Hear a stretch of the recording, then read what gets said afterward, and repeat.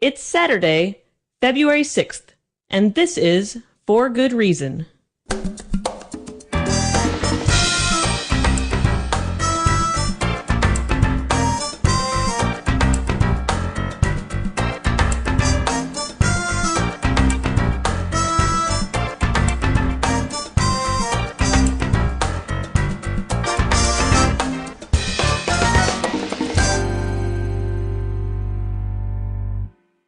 Welcome to For Good Reason. I'm DJ Grothe.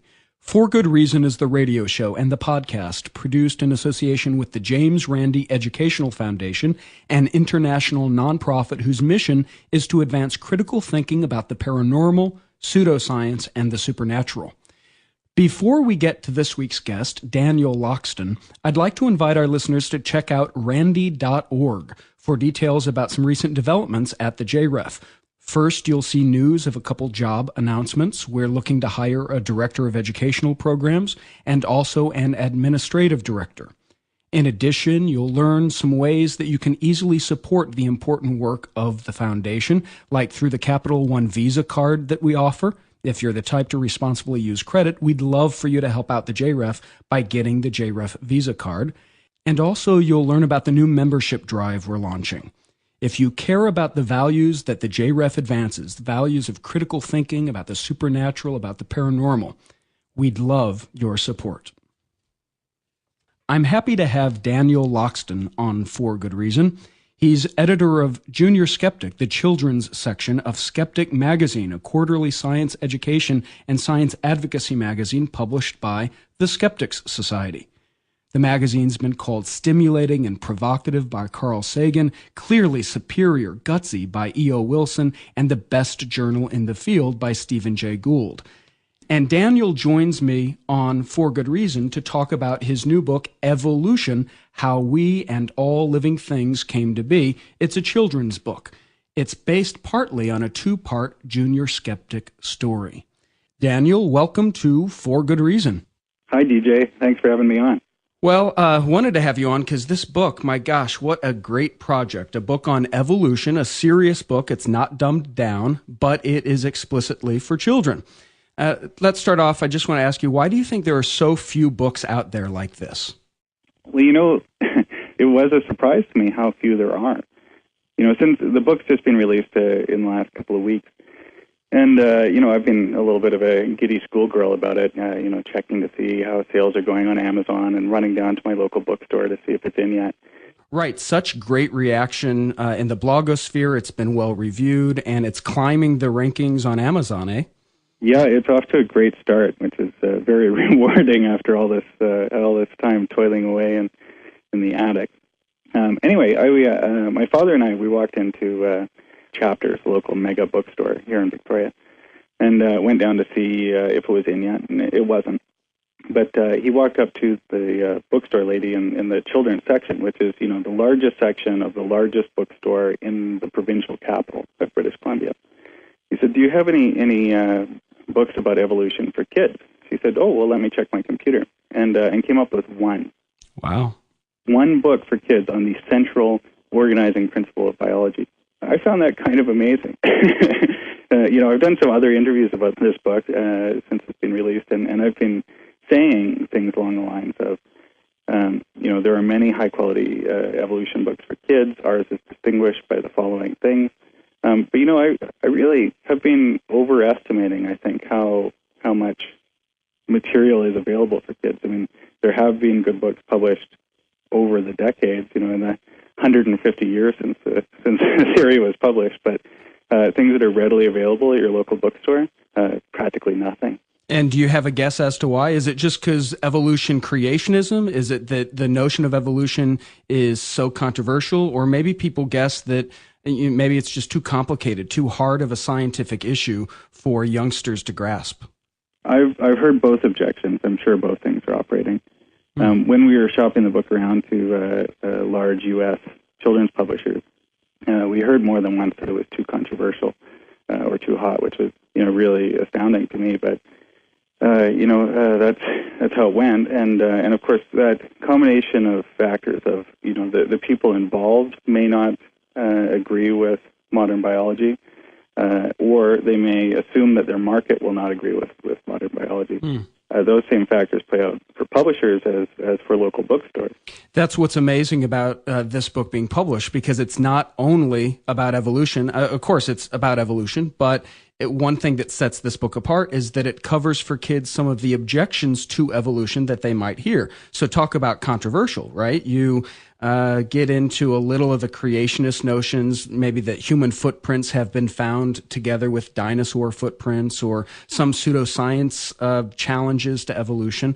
This is something you felt like you needed to challenge head on in the book. It wasn't enough just to talk evolution, right? Yeah, that's correct. And I aimed the book for sort of I think something of a novel strategy on that, where on the one hand, notwithstanding it's for kids, I wanted to, in a substantial, direct way, tackle those objections, because those are the objections that people, the regular folks, bring to the table when they're encountering evolutionary biology. And those are the objections that kids will have inherited from their parents or their community. But on the other hand, I didn't want to divide. I didn't want to make it an us and them kind of issue. This is the science. The science is a great asset for all of humanity. This book is written for 8 to 13-year-olds. I think it's the science in quite a deep way is accessible to 8 to 13-year-olds if it's made clear enough. So I didn't want to carve up humanity into different camps. I wanted to just deal with the arguments on their face. So I'm not actually sure that the word creationism even shows up in the book. But on the other hand, a number of arguments which are common pseudoscientific arguments advanced by creationists are directly dealt with. Right, scientific arguments or pseudoscientific arguments, depending on how you might want to characterize them. That's right. Another beautiful thing about the book, beautiful, it's the artwork, the absolutely beautiful artwork. Thank you.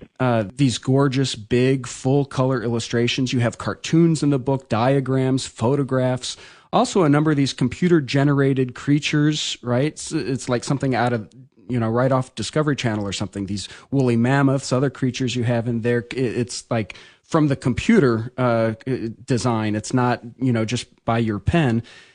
So this is a kid's book. I guess you need a lot of pictures in it to get the message across, right? Yeah, that's. This is funny. Organized skepticism is it's grown out of kind of academic roots, and the idea that it matters to have pictures. Some of those kinds of things are things that we're still reaching for. Junior Skeptic is a project, which is the section of Skeptic magazine that I do, has always stretched and reached for those kind of production values that would allow it to compete in the marketplace of ideas. This book has I think, upped the ante considerably from my previous work, and I think from the general production values that skeptics are used to. You're right. I want to say some of the images are, they're just breathtaking. Great images. They're frame-worthy. Great job there. Daniel, you do another beautiful thing in the book, and this is just like, hey, let's have Daniel on the show so I can congratulate him on this great book. But I'm serious about this. You not only get into evolution, so kind of the brute fact of evolution, it explains how every aspect of life got here, but you kind of tease out call it the wonder coming from that. Any adult I know who stops and thinks about evolution, explaining everything from the petals of the rose to the lungs of a whale or the wings of a pterodactyl, long extinct, every aspect of life is explained by evolution. That is an amazing reality that kind of stops you in your tracks. Do you think kids are going to similarly be bowled over by how amazing evolution is? It's kind of inspiring to me. I wonder if you think kids are going to get that inspiration. Well, I think a failure to appreciate the kind of awe and wonder of the natural world there, I think that's one of the barriers for trying to create these books for kids. Publishers don't see how that can be done. It seems complicated. It seems dry. But as you say, if I may use this in sort of a paraphrase way, but the spiritual power of understanding billions of years of history of life on Earth and the interrelatedness of all living things, it is a blow your socks off kind of an idea if you're able to communicate it. Now, I'm by no means the first author to try. Darwin himself, when he wrapped up The Origin of Species on just an unabashedly romantic note, writing, there is grandeur to this view of life. Mm-hmm. And I try to set that same note. I think it's a kind of hook that will make people interested in the material, but it's 100% how I feel. So it's not just a gambit to get the ideas across. It's actually one of the ideas you want to get across. It's maybe the primary idea I want to get across, is that the power of understanding that the natural universe is comprehensible. That's the understanding that I want to pass to my young son. It's the thrill I see when I see those ideas, sparking in his eyes when he tells me that birds are really dinosaurs. It's powerful stuff. It's kind of an emotional powder keg for a parent. Right. I'd like to let our listeners know that you can get a copy of Evolution: How We and All Living Things Came to Be through our website, forgoodreason.org. Daniel, almost as an aside in your book, you say that evolution doesn't actually do anything. So, we just talked about the inspiration we can derive from evolution, but then you say the notion of evolution doing something is just a figure of speech for all these mindless processes. So you're talking about drawing inspiration from mindless processes. You actually say something like there being no brain, no intelligence behind evolution that's running things. I really like how you compare evolution to the weather. You say evolution is a process that happens naturally and unthinkingly like the weather. So where are you getting inspiration from something that has no purpose in that sense? Well, I feel almost funny making this argument. As you know, as a few of your listeners may know, I'm something of a skeptical purist. I've argued that skepticism should not be linked too closely to humanism or atheism or some of these parallel rationalist movements. But I am a humanist, and when I look around my own life and derive meaning from the relationships I have to my close relatives and my extended relatives and to all of humanity and to the biosphere in general, those relationships are. It escapes me how anyone could face up to that reality and not be moved by it, not be swept away by the intimacy of those relationships and also the incomprehensible vastness of the cosmos. Mm.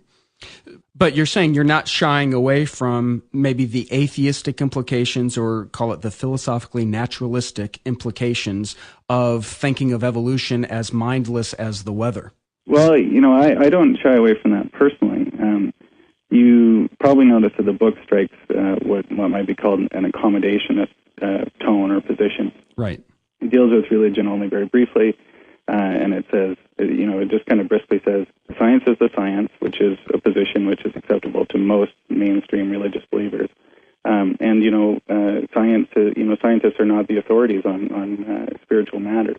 Talk to your friends about those things. Talk to your parents, to your community leaders. At the moment, we're just talking about the brass tacks of science. So, on the one hand, I'm swept away by evolution, but I think that many people can have that experience regardless of whether or not they personally are theists of one brand or another. Mm.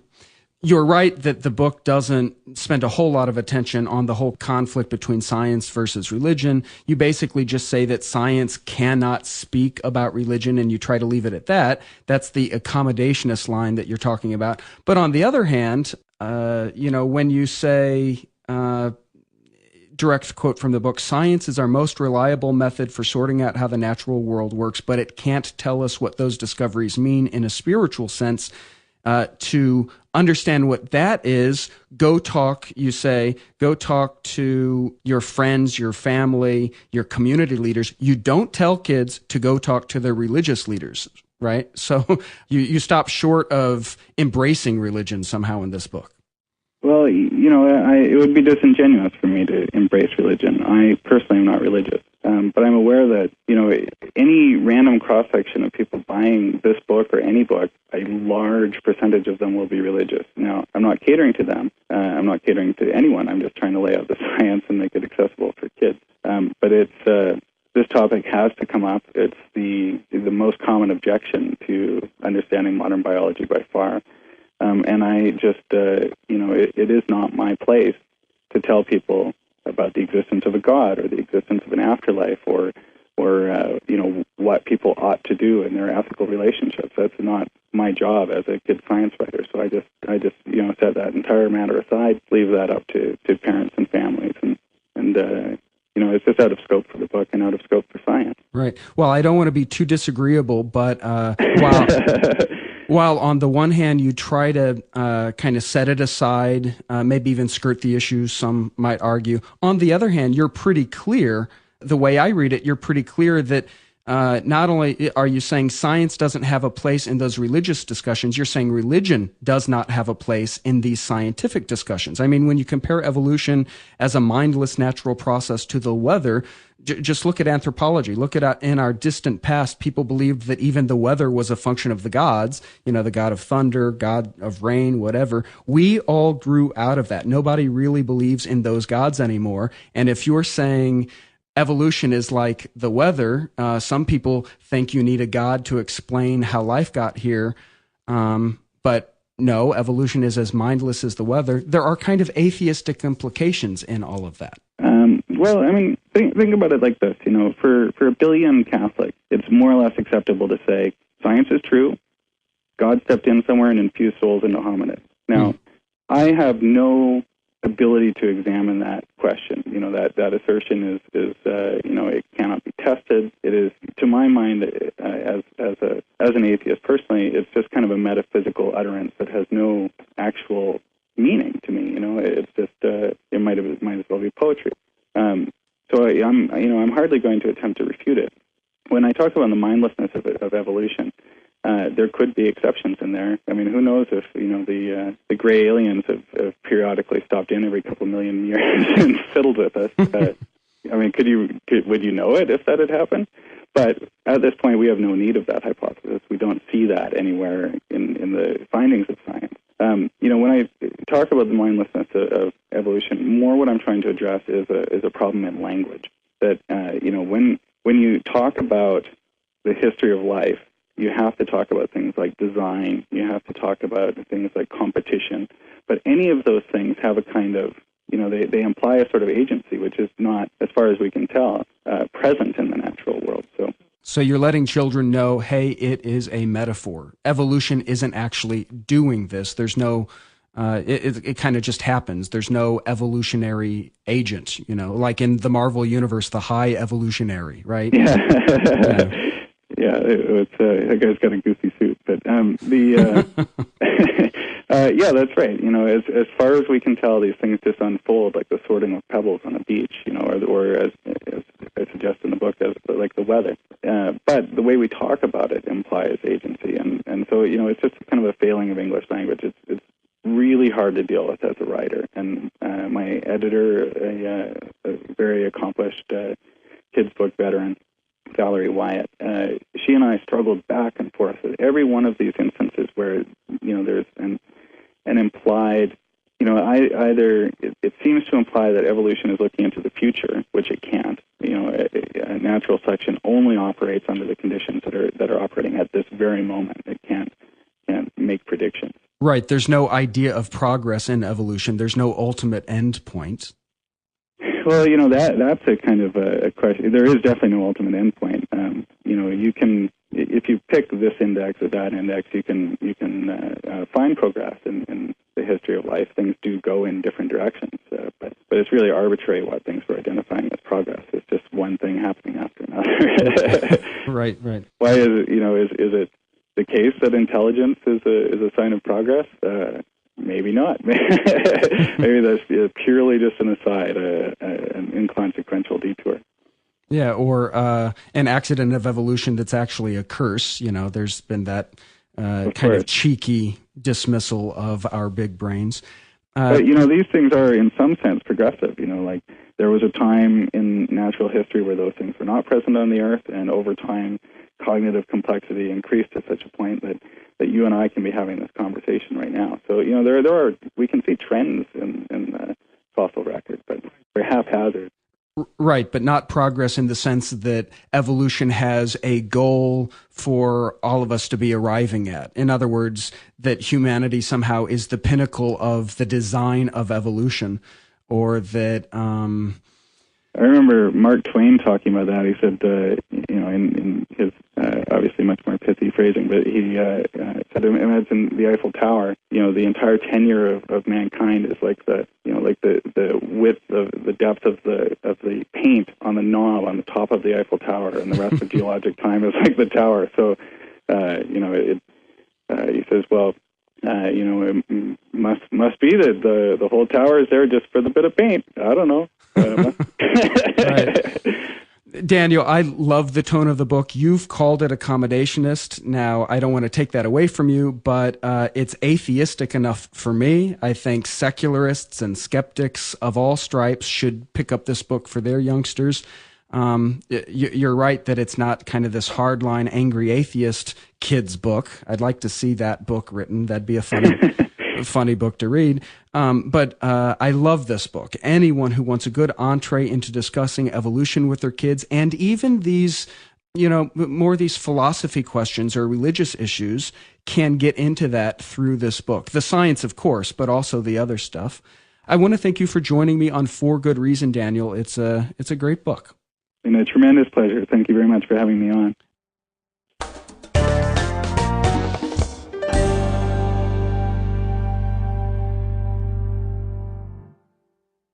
And to finish up the show, this week, The Honest Liar considers dangerous deceptions. Here's Jamie Ian Swiss.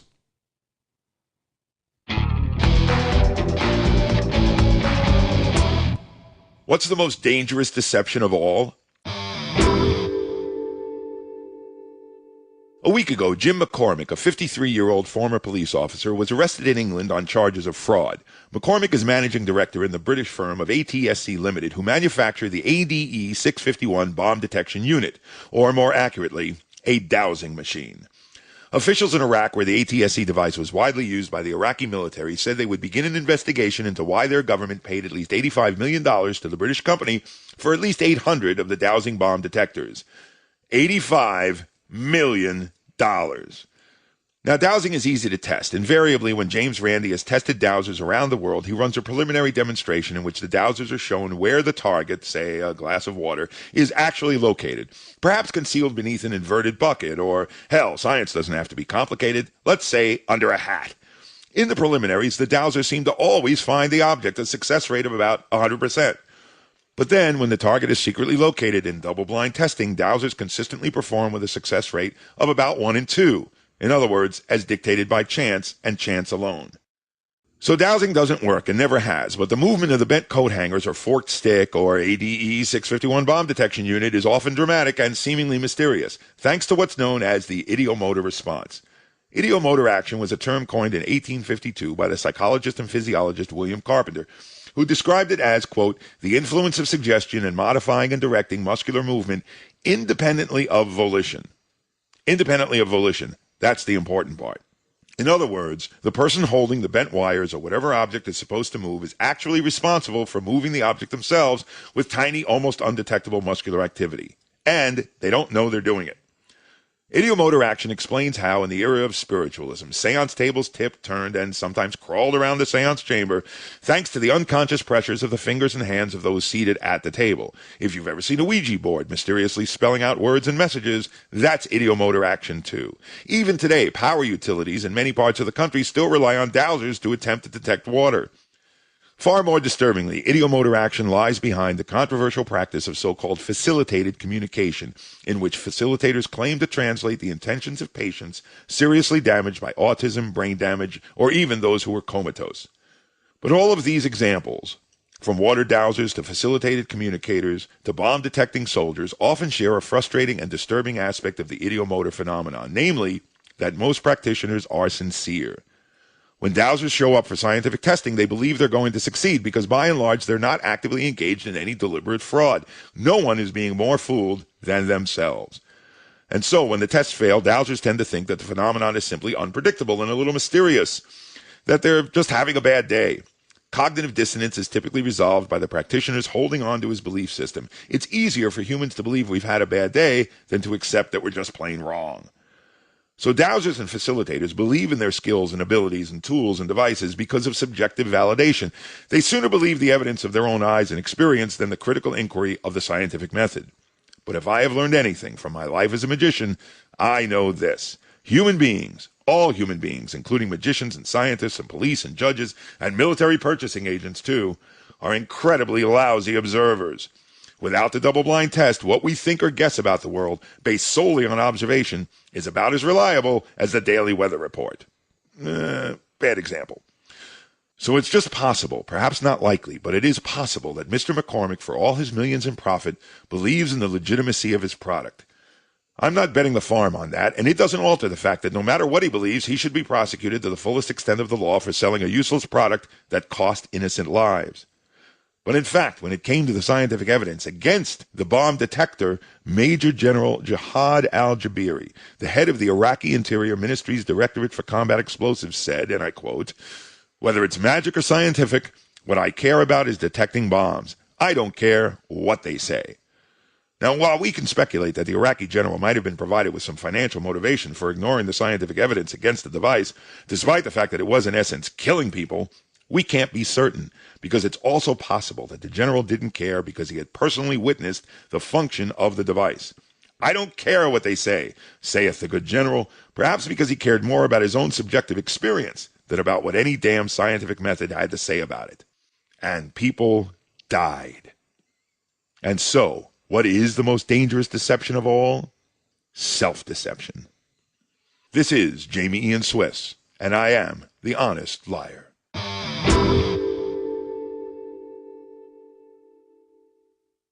Thank you for listening to this episode of For Good Reason. To get involved with an online conversation about this episode yourself, join the discussion at forgoodreason.org. Views expressed on For Good Reason aren't necessarily the views of the James Randi Educational Foundation. Questions and comments on today's show can be sent to info@forgoodreason.org.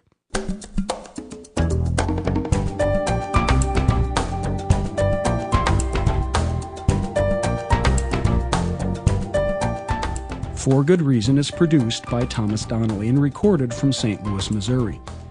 For Good Reason's music is composed for us by Emmy Award-nominated Gary Stockdale.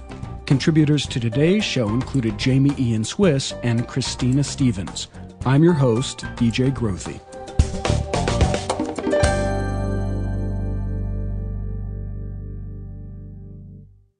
DJ Grothe. For Good Reason is the radio show and the podcast produced in association with the James Randi Educational Foundation, an international nonprofit whose mission is to advance critical thinking about the paranormal, pseudoscience, and the supernatural.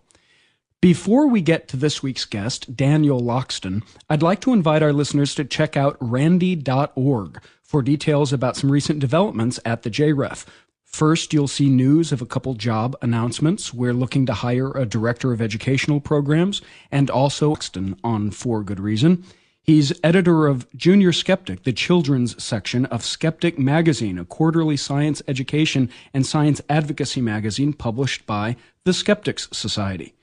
The magazine's been called stimulating and provocative by Carl Sagan, clearly superior, gutsy by E.O. Wilson, and the best journal in the field by Stephen Jay Gould. And Daniel joins me on For Good Reason to talk about his new book, Evolution, How We and All Living Things Came to Be. It's Saturday, February 6th, and this is For Good Reason.